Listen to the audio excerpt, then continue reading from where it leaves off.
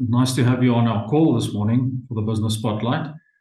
And I wondered if you just, for the sake of our listeners, could perhaps just introduce yourself and the business that you're in.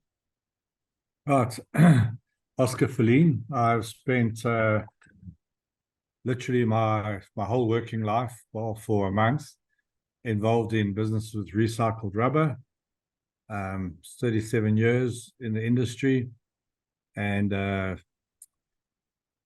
basically I've been waiting 37 years for now, because we take COVID, the advent of COVID, has accelerated all the the environmental sustainable goals. Though people are looking around at and want to start the world again the way it left off. Absolutely. So we are market leaders, and there are over 4 billion tires in the world. We've made top recycler in the world 2020, 2022. I patented a recycled rubber pallet, and that's made it to top 3 recycled products in the world. And up for nomination again with to stop evaporation on dams with a compound. Okay. So water preservation, or yes. Okay. Yeah, so you're very unique in what you do. I mean, there's lots of recyclers. Why do people, perhaps just why are you existing? Why is the business there? Because I don't know quite how to answer the question. The reason, what you can say, spiritually or existentially, why we are there, is because there's a need to recycle tires, and why we are still in existence is because my passion is R&D, and I've made many world first compounds and products. So we take recycled tires, we make doormats, we make gym floors, we make pallets, we make construction elements. And all of these are different compounds. Okay, and everything starts with tires, basically, for you. Yes. Old tires, and there are mountains of them in the world. You spoke about the billions that are out there. Yes.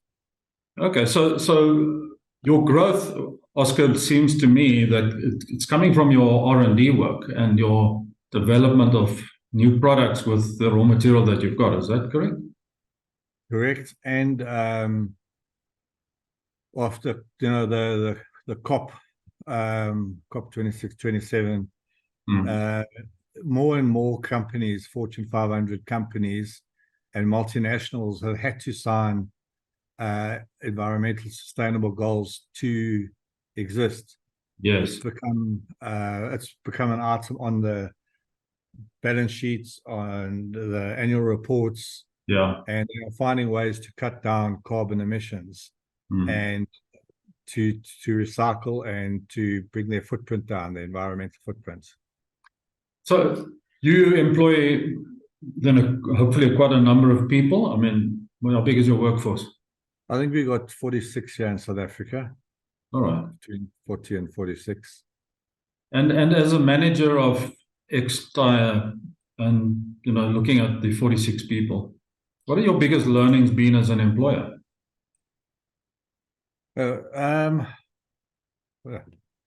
biggest learnings as an employer are it's a constant balancing act, because you want people to do as much as possible every day, and they want to do as little as possible every day. Okay, so they're there for the money, just to take the day's salary, and you need to get them to be productive and so on. So on some of the previous people I interviewed and business owners, they spoke about what gets measured gets done, as a sort of a way of balancing that type of stuff. So do you set KPIs? Do people get specific numbers of tons of product that they need to make? I'm not sure how you measure your KPI. We do. We have we do have KPIs, and they just operate at a level. If I'm there, which I'm hardly ever there, then it moves so much faster. Yes, yes. And if there's always a reason why they can't reach a KPI. Yes. It does sound a bit negative, but they do pretty well. But they don't have the passion that I have. No, absolutely, absolutely, I understand that. And you know, how do we get people to buy into that to make sure we produce what we need and run a business profitably? I suppose that's all the challenges we face as entrepreneurs. Oscar, in terms of the demands of the business and your personal life, how do you balance those demands with running a business and having a family and so on? So my recent partners only bought in 4 years ago, and I've been on my own for 32 years. And they said to me, "What an amazing product! What have you been doing? Or what have you been doing? Why isn't the company growing?" And I used to I'd be home at 4 o'clock for my kids, and weekends were for my kids. And it doesn't matter who wanted what project. It was for kids, and we have had a life of racing motorbikes for my kids, racing bicycles, playing cricket, soccer, everything. So it's about priorities. Yeah. My kids are my priority. Excellent. So somebody just said the other day, they talked about, looking at their diary and say there are golden blocks of time that I don't give away. I keep them for my family. And that could be 4 o'clock and 8 o'clock at night, or 5 to 7 in the morning, whatever. Yeah. I do that. Excellent. So this WhatsApp and emails on your phone often intrudes. Yes. But I have no kids at home at the moment, so they all moved out. That's fine. So when you recruit, what sort of qualities are you looking for in terms of team members to join you in your business? Well, our management is basically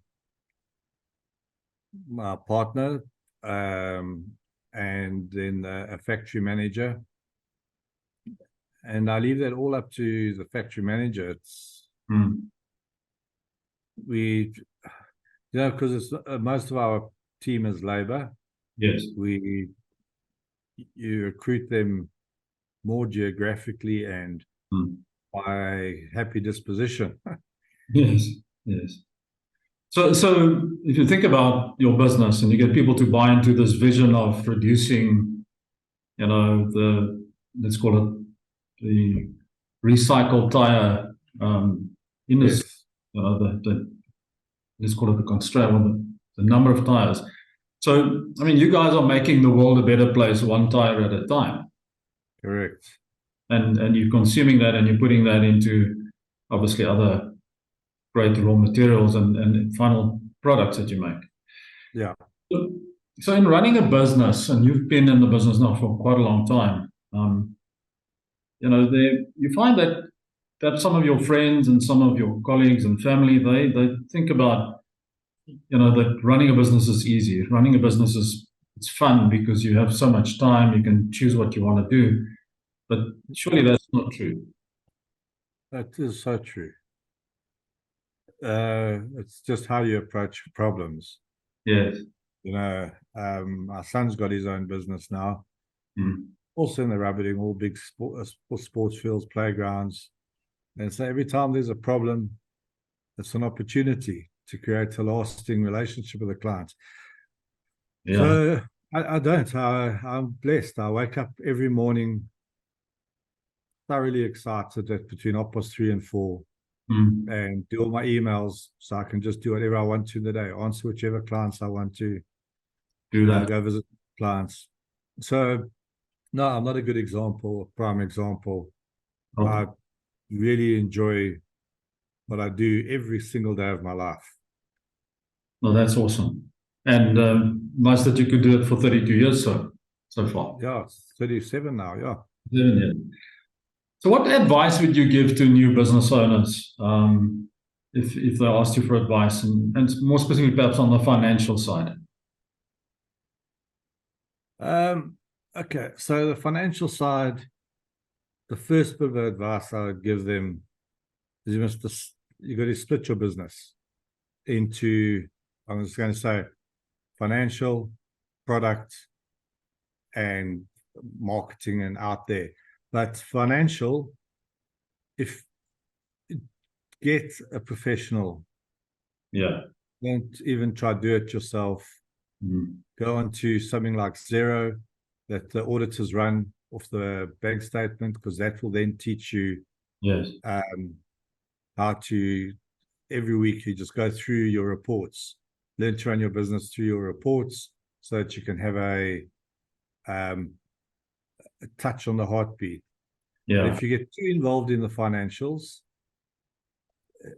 number one, it's a waste of time. But you got to find out what your key strength is. Yes.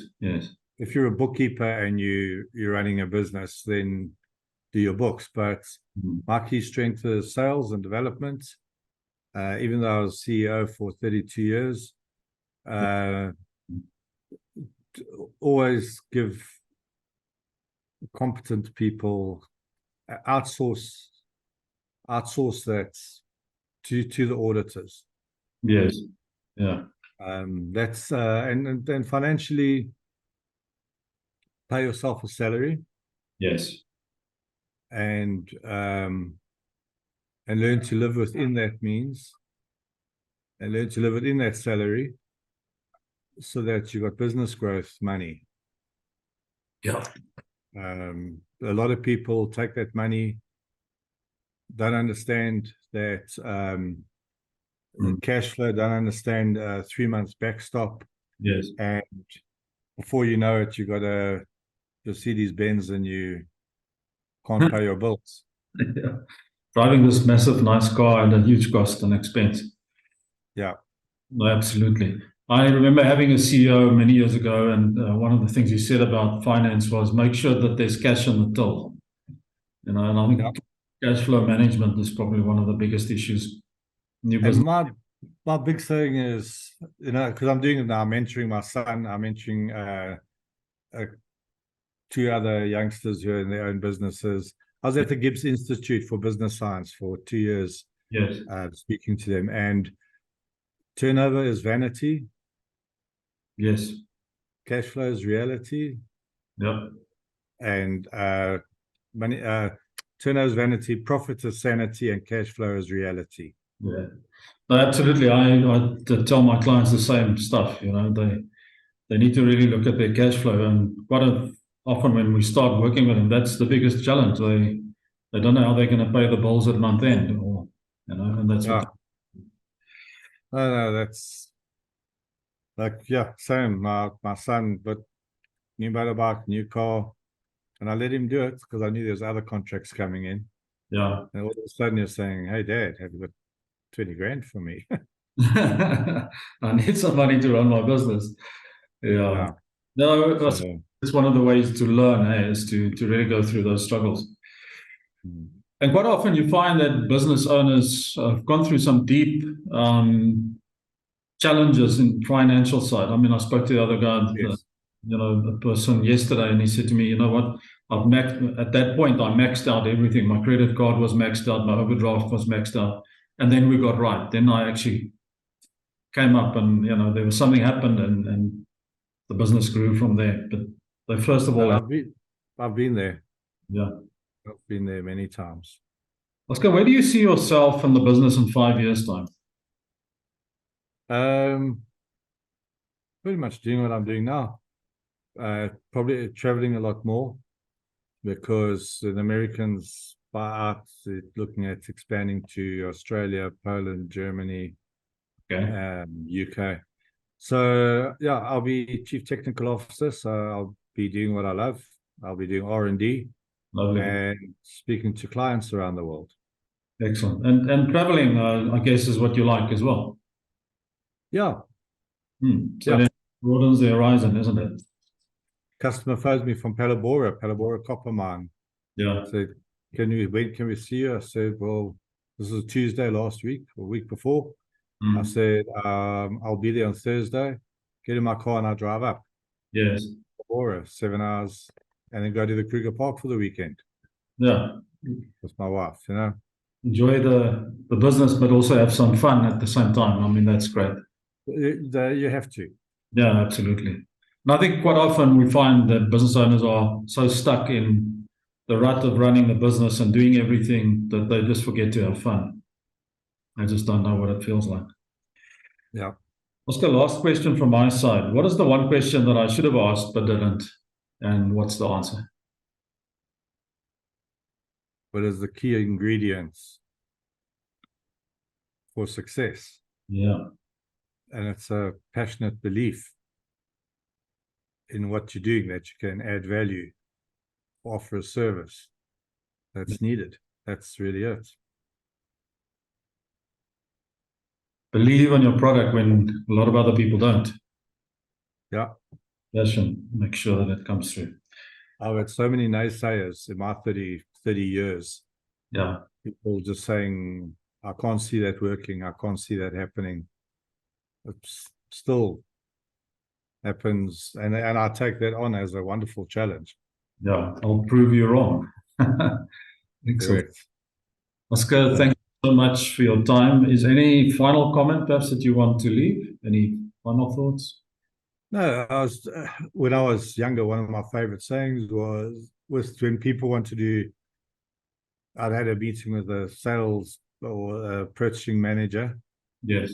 Said, I've got the right product, I've got the right price, I'm in the right place. So either you can't afford it or you don't like my face. Which is the two? Did they get, what did they say? Yeah. No, it's true. Yeah. Thank you for your time. I really appreciate it. And may God bless, and may you have a wonderful, successful business going forward. We will do. And thank you. And you too. God bless you too.